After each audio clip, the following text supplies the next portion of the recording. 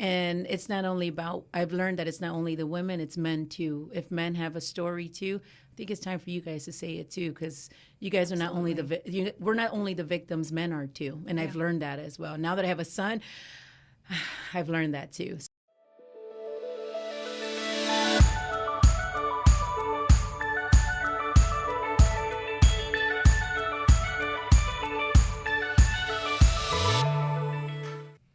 Hello and welcome to the Locala podcast. I'm Lisa Anderson, your host and publisher of Locala magazine.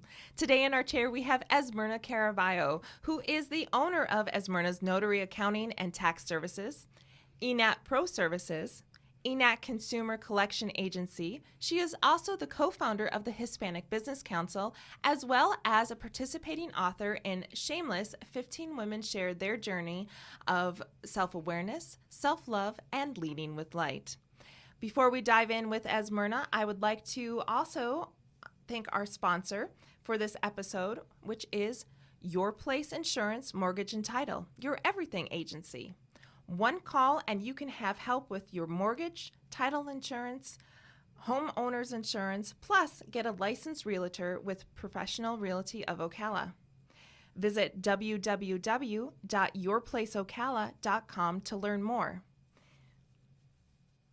And if you don't recognize Esmirna from all of her other accomplishments and businesses, you might recognize her from our August 2021 issue, which is already a year old. Can you believe it? When she was our feature in that magazine. So welcome, Esmirna. Thank you. So when we originally sat down and had our conversation for your article, we talked about where you came from, which is Cleveland, Ohio, and we talked about the journey about coming to Ocala and starting a business, and especially a home business for a tax accountant, which when I reread the article, you said people were a little nervous about coming out to your home. So can you kind of highlight that story for us about the coming to, how you got here a little bit, and then that transition from your home office into an actual office. Yes, thank you, Lisa, and thank you to your team for having me here today. It's wonderful. I can't believe it's been a year since the last time we interviewed on me and what happened and what's going on. So yes, I come from Cleveland, Ohio. I brought my business back in 2016, the end of 16, but it's, Florida has their specialties. So it took about almost 2 years for it to launch. So I launched it in 2018. And yes, I did it from home.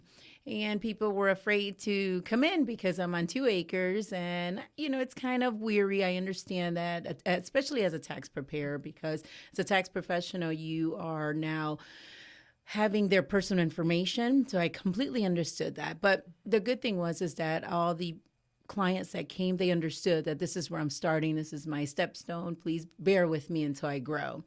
And I had the opportunity during that time, around 2019, I think it was, is when I got the opportunity for an office. So I was inside of a warehouse, mattress warehouse. I was going to say, wasn't it mattress warehouse? Yes, Yeah. Yeah. So they gave me this mattress warehouse is on 27th and 40. It was the yellow building everybody knew across the street from the cars on the top.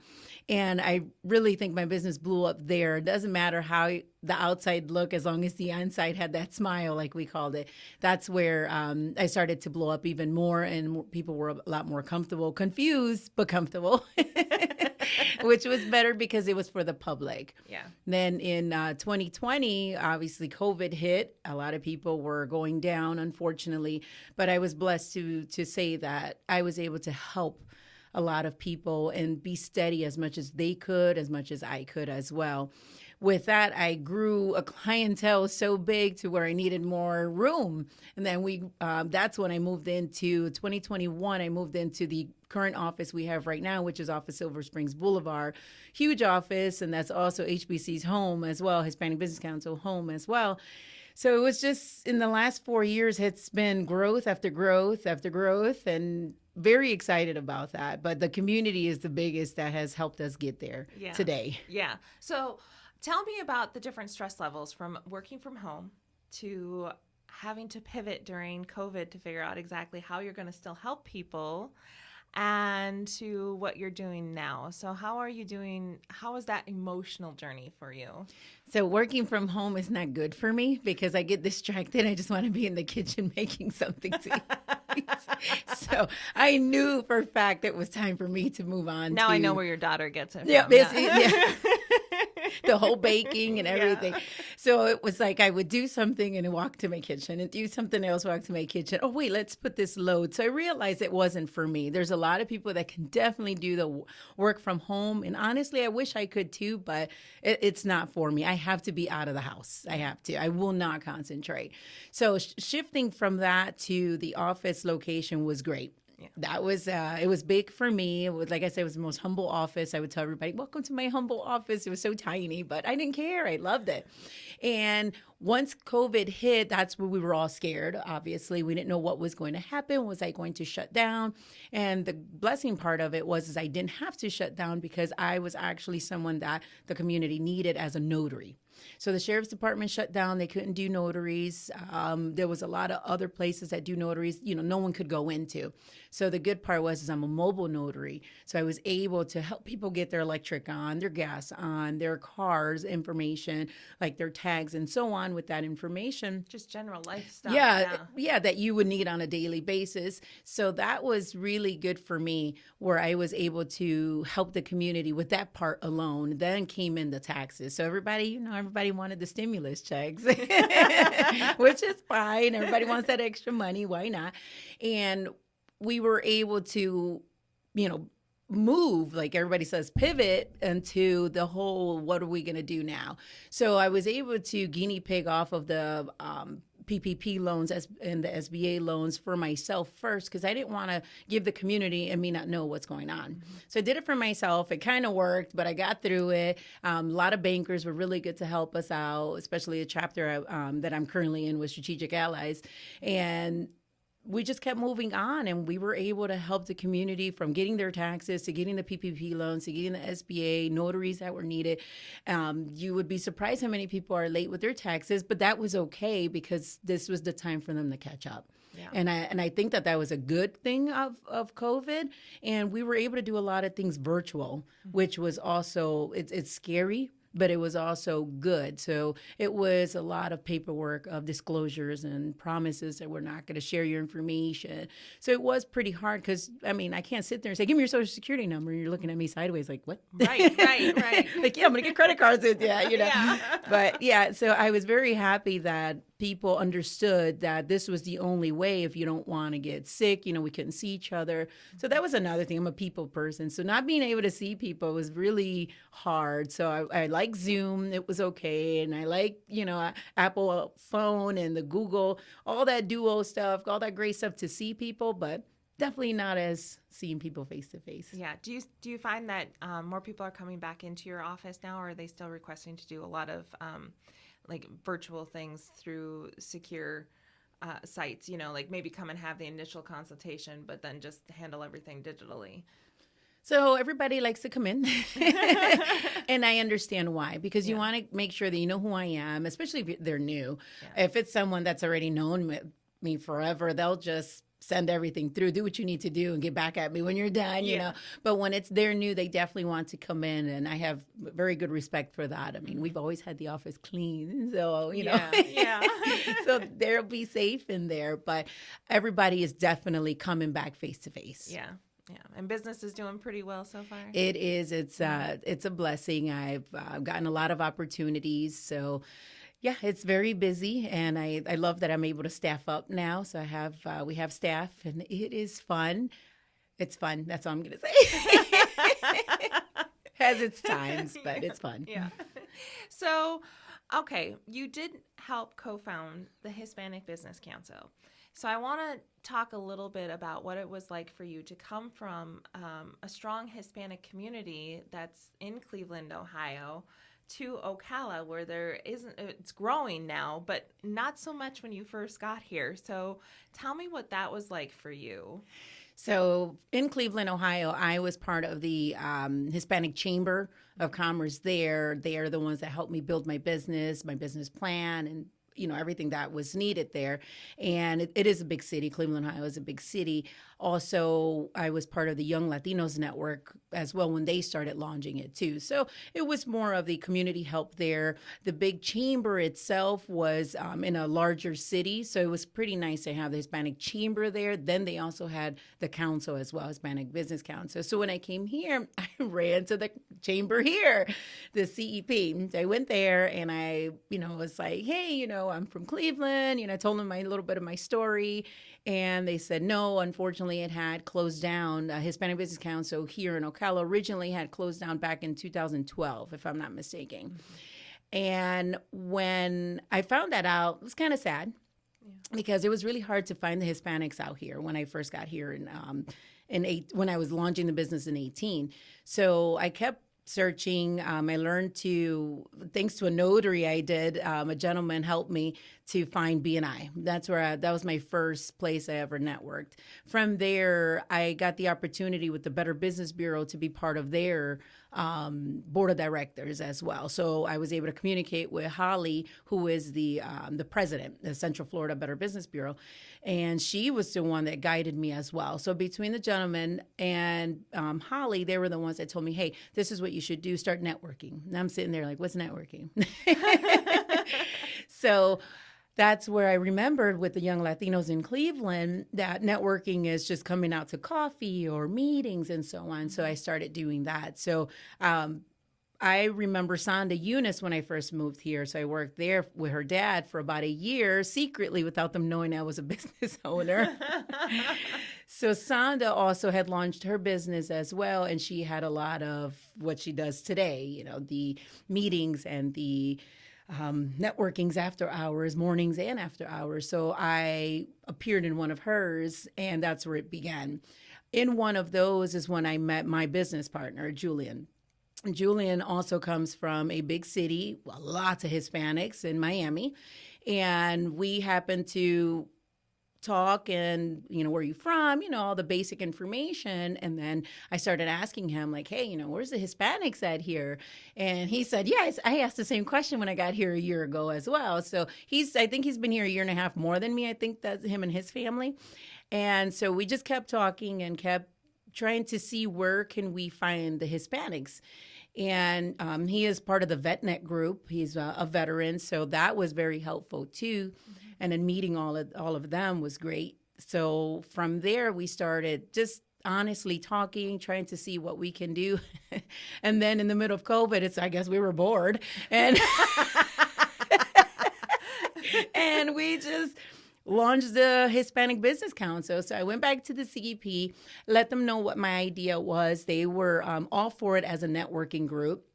They were like, yeah, that'll be good as a networking group. Start off that way. That'll be great, which was fine with us. So we were like, okay, let's see. So I think I got kind of tested, which is cool because I like Tom James, I think his name is.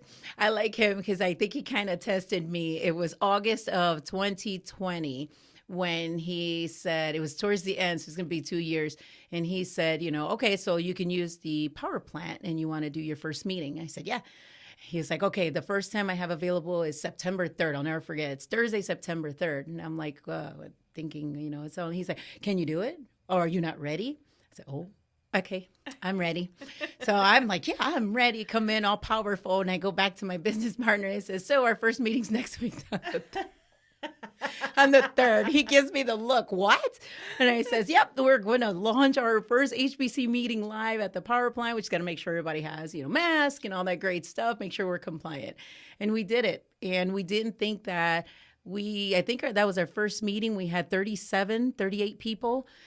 It was the first time. And that's where we realized that the Hispanics were definitely in need. Then we started noticing the entire community minority were in need, and also small businesses that you don't need to know Spanish. Yes. So it grew. So she'll be 2 years old in the next few weeks, and it's a beauty. We do have our ups and downs. We do have a nonprofit coming up workshop, and I'll be sitting there because I should have did that in the beginning. You know what? Sometimes you have to learn through trial and error in order to get it right. Yeah. But if you can sit down and get ahead of the curve at a class like that, that'd be amazing. Definitely doing that because I need it. So yeah. I even told my partner, we are sitting in this workshop, 2 students. I said, because I think we've done a great job. Everybody's been very supportive with this, the entire community. So like I said, for the Hispanic Business Council, you don't have to be Hispanic. Yeah. Reason being is it was obviously to attract the Hispanics because like you said, here in Ocala, they're here, but they're not visible, is basically you want to say, or they're scared. That's the bottom line with that. And I think that in the last 2 years, they have finally come out and it's working. I think that this is working.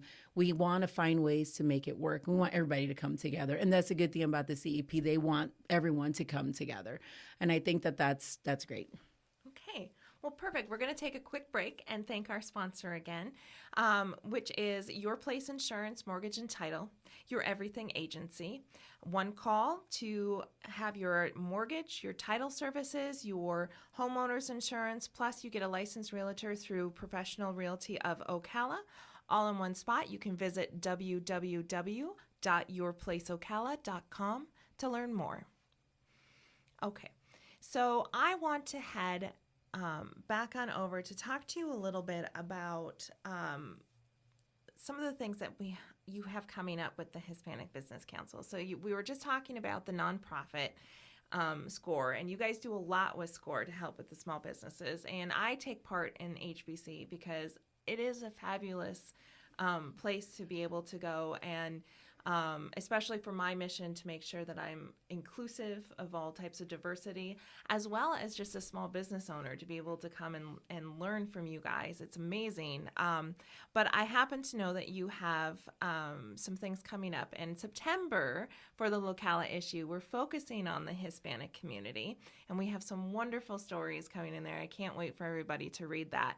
So I have two questions about that. The first one, why don't you go ahead and tell me about that fun event. I was going to ask you, but I already told you that you have one coming. So, so why don't you go ahead and tell me about that fun event that you're doing to celebrate the Hispanic Heritage Month? So we are pretty much co-hosting with CF. They, on October 1st at the Appleton Museum, I think it's from 10 to 3. Don't quote me. I know it starts at 10. And we are celebrating the Hispanic Heritage Month with the CF. So we're really excited. There's going to be obviously Spanish food. There's going to be music. There's going to be dances. There's going to be so much for everyone's culture. So everyone knows we're Hispanic, but our own culture, we have multiple cultures. You know, like I'm Puerto Rican, my business partner, he's from Colombia, but he was also raised around Cubans. So it's like just those three alone. And then even in my own office, we have from Puerto Rican to Cuban to Colombian to Venezuela. So it's pretty cool. And this is something we like to share. We love for you guys to hear us talk. We love for you guys to, taste our food, feel what we feel with our culture. And that's one that day will be pretty awesome to do. After that, there'll be another one, and that's in December. So the December one will be announced. My apologies, I did forget what day it is, but it is, I think, the third Saturday. It'll be the second year that we'll be celebrating the Three Kings, Tres Reyes Magos. Sure. This is the second year that we'll be able to do that. So we're co-sponsoring and co-hosting that one as well. Oh, fun. Oh, that sounds amazing. Okay, so before we leave this particular topic about the Hispanic community, what is something that you feel that the Ocala community can do to help embrace the Hispanic community into the community as a whole? So with the community itself is large, and we are growing. And one of the biggest growth is the Hispanics too. So if you look around, the Hispanics we're pretty much everywhere. You just gotta, you don't even have to really look. We're right there. Yeah. It's more embracing, whether they are working on your yard, working on your roof, wherever they're working at, just embrace them, help them, ask them, talk to them. That's all we really want. Don't make us feel scared. That's one of the biggest things. I don't like to, it's not that it's a bad thing, but at the same time, I don't want to make it like everyone scares us. That's not the point. The point is just embracing our culture as well as we embrace the United States' culture itself. Does that make any type of sense? Yeah. So it's help the community, help us all. We help you. We definitely help your community, help our community. We are not you. You're not us. We are we. Yes. That's the way I want it to be, is we. And I say this all the time in my meetings. We are we. Yes, I bring in my Spanish. Hola, buenos dias. Yeah. And it's something where even people come out and you see they say, I know how to say seat, you're in. That's me. You say seat, you're in. That's how lovable we are. And we want to feel loved the same exact way. Yeah. That's what we want. Perfect. So, okay, we're going to switch gears a little bit, and we're going to go into a little bit more personal story. And that means I'm going to dive into your participating chapter in the Shameless book, because that's your first time as being an author. Is that correct? Yes. Yes. Okay. And it was a very scary story to tell. So I want you to, if you could, talk a little bit about that personal journey for yourself and how you found the strength and to be able to tell. And if you wouldn't mind highlighting just a little bit of that story so people understand what it's about. And if they want to read the whole story, they can go get the book. But just kind of give that little bit of overview of what it's about. So first, when the opportunity came, you know that I was like, what? Write about me? Nah. And then everyone who supported, and I went up to and said, you know, this woman wants me to write about my story. She went from Lisa to this woman. And it wasn't under anger or anything. It was more under shock. Like, you want me to tell my story? So you guys know I'm Hispanic, and in the Hispanic culture, you really don't say the things that happen to you. You always keep it quiet. It's always been that way. Why? I don't know. We just grew up with that. So of course we keep it to ourselves, and you learn from it, you dwell from it. There's just so many things you do from it, unfortunately. And mine is I always, as a kid, as a teen, I wanted to come forward. I always wanted to come forward. So the only way I knew I can do that was being strong for my daughter. And so I had my daughter, Ariana, at age 20. I didn't want her to go through what I went through. So, I did my promises, and I stayed overprotected. She's 21 today, and I'm still overprotected. She'll be 83. I'll still be overprotected. I'm so sorry. You'll be kicking pretty good at 100 and what? 103 at that point if you were 20, right? Yes. I would be throwing my cane, whatever I have. And so being a mother, of course, God gives me a girl. I'm like, why'd you give me a girl? You know what I went through. I should have a boy, or I shouldn't even have any kids at this point. Why? And in my story, I say that, the things that you hear still remind you. So it's the fact of, the damage that they do to you, the person that has done to you, it's a lot of mixed emotions. Yeah. And it's, how do you say your story? How do you start talking? Where do you start without looking like a victim? So that was another thing. So in our culture, you better not be a victim. You have to be strong. You have to fight it, be strong, and walk through it. Yeah. And regardless, step on it and keep going. That's what I did. Yeah. So I stepped on it and I kept going the way I should go. So in life, I think you have two routes. You either succeed or you go towards something that is negative, like drugs and drinking and so on with that. So I went with, family past, I went towards success. Mm-hmm. That I'm going to succeed, and that was my push, and especially for my daughter. I wanted my daughter to see that Mom went through a lot. So in my story, I do share the trauma that I, still carry today. Mm-hmm. Being able to share my story, it was actually a relief. So I thank you for that. And then I also thank those who supported me as well. And it was a big relief because I've been carrying this burden for years over me. And when you go to other events and you hear their story, you sit there and you just bawl crying because you know that feeling. And it was like, when can I say my story? So in 2020, right before COVID hit hard, I remember going to Ignite. And the Kimberly Center was there. And I remember, I think it was 2 or 3 ladies that were telling their story. And I'm sitting there, I'm just bawling because I feel it. Yeah. And I said, one day I'm going to be able to tell my story. I know I am. But how? How do you do that without reflecting so bad on your Hispanic culture and your Hispanic family? How do you do that? And with the strength of everyone, basically, who knew that I was going to do the story, was like, when you do this, you are going to feel a relief. And I did. Yeah. I did. So when you gave me this opportunity, Yeah, I mean, it still haunts, like in the beginning of my story, you hear me, it's like the sound of the car.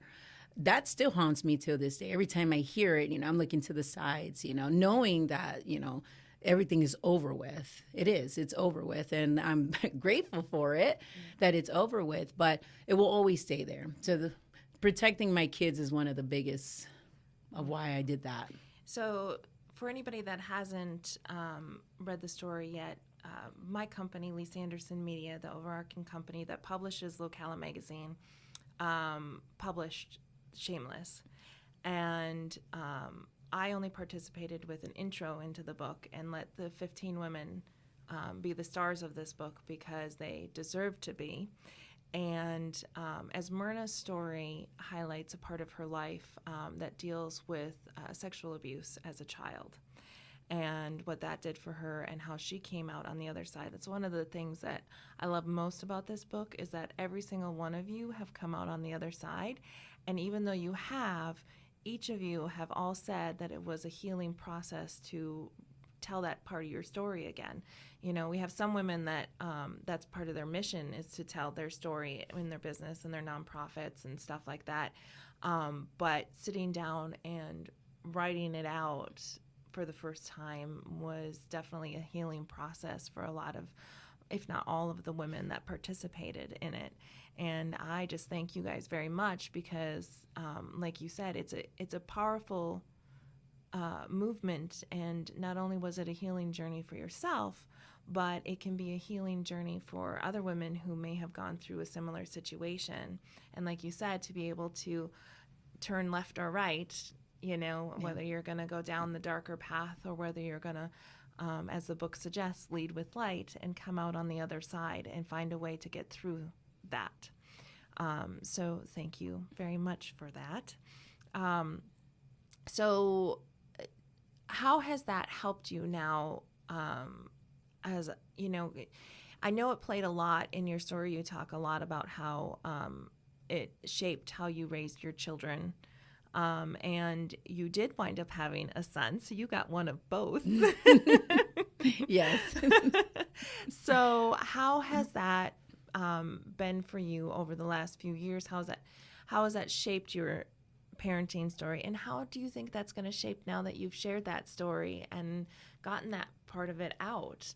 How is that going to shape the rest of, because your son is younger, your daughter might be 21 and an adult, but you're still a parent always, right? Yes. Like you said, and you'll be 103 and throwing your cane. Yep. But your son is still younger. Is he what? 10. 10? Mm-hmm. Yeah. So tell me about how all of this has affected your parenting. So, of course, after having my daughter, she was about almost 12 when I found out I was pregnant again. So with him, I said, well, it's got to be a girl because of my feeling towards men at the time. And so, with you'll read in my book, so read the book, or my chapter, sorry, it's our book.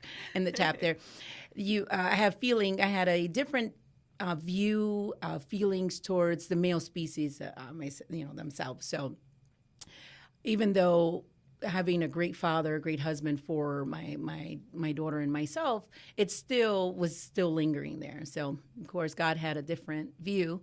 He knew that even after so many years, I still felt that way. So he gives me a boy. So I find out, during ultrasound, a great moment of your life. And sure enough, it's straight up a boy. It was straight up a boy. No denying that one. Where that arrow hit, you guys already know. So I start crying, like, why? Why? Like, okay. So you usually don't ask why, but I was asking why. We're human. The moment my son was born, I can feel immediately why. Like, it was a reflection to show that not all male species are bad. That's where I said, I grew up, and he changed my life again. So not only did my daughter change my life, my son did too, different ways, both of them. And as a male species now, as a boy, and then when he becomes a man, it's now, to me, my job is now protecting him to know how to treat a woman to know how to treat all of females and not go down that path that monster did with me. And so he's 10. He's so lovable. Yes, because he's little. I hope he stays that way. But I can see and I can feel that he is going to be, he's going to be a good man. And the reason, and everybody has their times. He's going to be a teen soon, so you'll see me slapping him around for a few times. But I'm still going to be there. And so he can know that I'm still here. And I know, his dad, he's going to be there as well. And of course, his sister. He loves his sister more than I think he loves me because he runs to Ariana for everything. But he changed my life. And because he changed my life, that was also another strength to tell my story as well. When he gets older and understands, I want him to also know my story. Yeah. That's what I want. Yeah. Well, perfect. Well, I'm going to ask you one last question. And whether you have an answer to it or not, that's up to you. But do you have anything else that you would like to add? Just stay strong. For women, stay strong on a personal note. If you're a businesswoman or about to be a businesswoman, go for it. We can do this. We got this. And it's not only about, I've learned that it's not only the women, it's men too. If men have a story too, I think it's time for you guys to say it too, because you guys are not only we're not only the victims, men are too. And I've learned that as well. Now that I have a son, I've learned that too. So I'm being grateful with all species. Perfect. All right. Well, thank you so much, Esmirna. Thank you. I'm so happy that you came onto the show. And once again, thank you everybody for joining us on the Locala podcast. I'm Lisa Anderson, publisher of Locala magazine, your host for today. And once again, we want to thank Your Place Insurance, Mortgage and Title for sponsoring this podcast. You can visit them at www.yourplaceocala.com. You can also see our magazine at www.localamag.com. If you would like to get a copy of the book, Shameless, you can also find that on Amazon. We'll leave a link in the description.